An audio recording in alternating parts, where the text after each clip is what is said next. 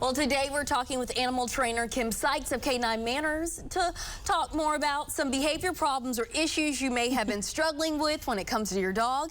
Kim, welcome back. Well, thank you. All right, so we'll start with our first question. It's from Ricky, and Ricky says, quote, I have a 9-year-old rescue Chihuahua who is very attached to me, but if anyone comes into my apartment, even if it's family, she throws a fit and chases them, even biting ankles if she gets a chance. Yeah, you know, that's great that you rescued a little dog, and we're not really sure what the history is of that dog. And maybe they've had some bad, circumstances where people have come in and harmed somebody or harmed them. So we always want to try to create that positive emotional response when somebody comes in and manage a situation so we don't have a biting. So picking the dog up can sometimes make them feel a little bit more secure when somebody comes in, especially a small dog. And then having the people sometimes will set treats outside the door, and as they come in, they can drop the treats, and the dog that's on the leash can come up and smell them and eat the cookies, so that they're creating that, oh, this is not so bad. Somebody comes in, I get cookies, they leave, it's great. And maybe you'll practice that, 3 or 4 times when you have a friend come over. And then, transitions are the hardest part.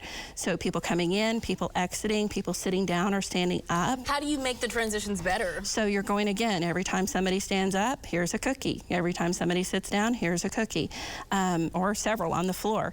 And you just really try to make it calm. And sometimes you can even prompt the dog, okay, we're gonna say goodbye to our friend, and we, pick the puppy up and escort them to the door. And it's not a big deal if they're barking or growling. We just kind of, ignore that behavior and praise the good behavior, because we want to make sure that they understand that somebody coming in is not going to create any harm.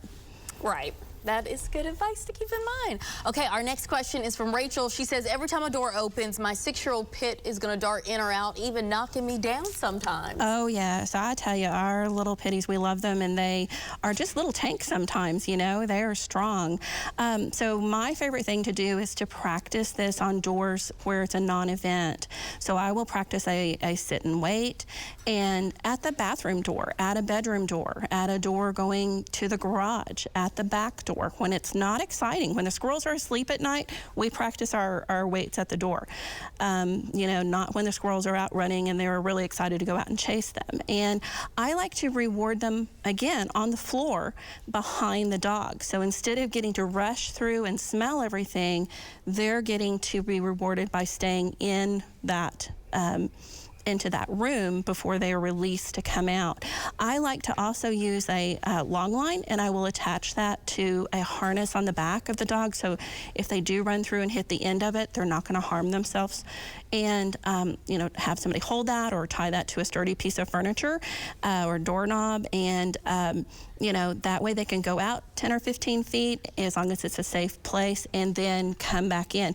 Nothing happens when you go out. All the good things happen when you're inside or when you're waiting on the other side of that door.